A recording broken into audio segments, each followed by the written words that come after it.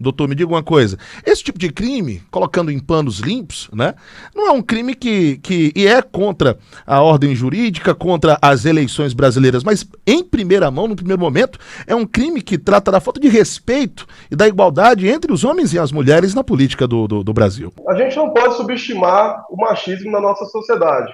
Para se ter uma ideia, ainda no ano de 2020, nós tivemos, 19, 20, nós tivemos propositura no Congresso Nacional, através de um senador do PDT, perdão, do PSD, Ângelo Coronel, PSD Bahia. Ele simplesmente propôs acabar com cota para mulheres na política.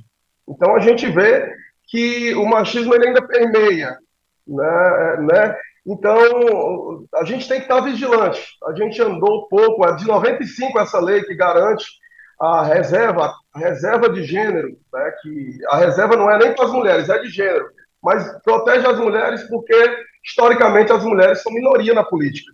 Então 30%, no mínimo 30% das candidaturas tem que ser reservada ao outro gênero. Como as candidaturas masculinas elas são sempre maioria, então, na prática, 30% fica reservado para as mulheres. E nem isso estão respeitando. Nós estamos vendo. No município de Valença, como você disse, Valença do Piauí, em que nós tivemos a felicidade de constatar uma fraude, lá foram 5 fraudes, mulheres utilizadas, subjugadas na política para dar suporte a para o maior número de candidaturas masculinas. Para se ter uma ideia, no Piauí nós tivemos mulheres e essa é uma prática antiga, era uma prática antiga. O marido e a esposa eram candidatos.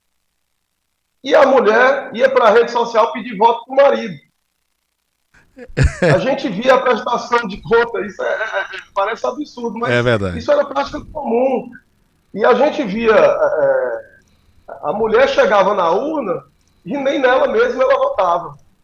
Quando saía a votação, votação zerada. Mulheres que no dia da eleição estavam em outro município fazendo campanha para outro candidato parente dela. Nem compareceu na urna, não compareceu.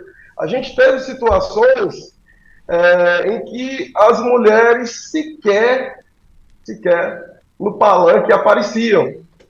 E hoje, eu digo mais, hoje com a rede social não precisa nem sair de casa, você pode fazer campanha pelo seu celular, pelo seu notebook, mas nem isso as mulheres estavam fazendo.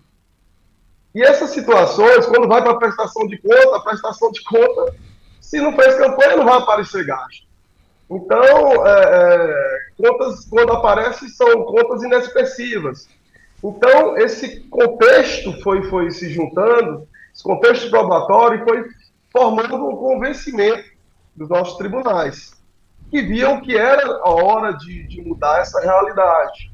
E no caso de Valença do Piauí, nós tivemos por 4-3, né? Foi um processo que foi da relatoria do ministro Jorge Mussi, do TSE, no qual ele votou pela cassação de toda chapa.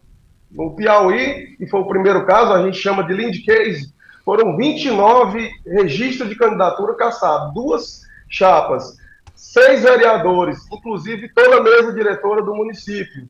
Então, foi uma implosão mesmo da velha política no município e que repercutiu, que ressoou para todo o país.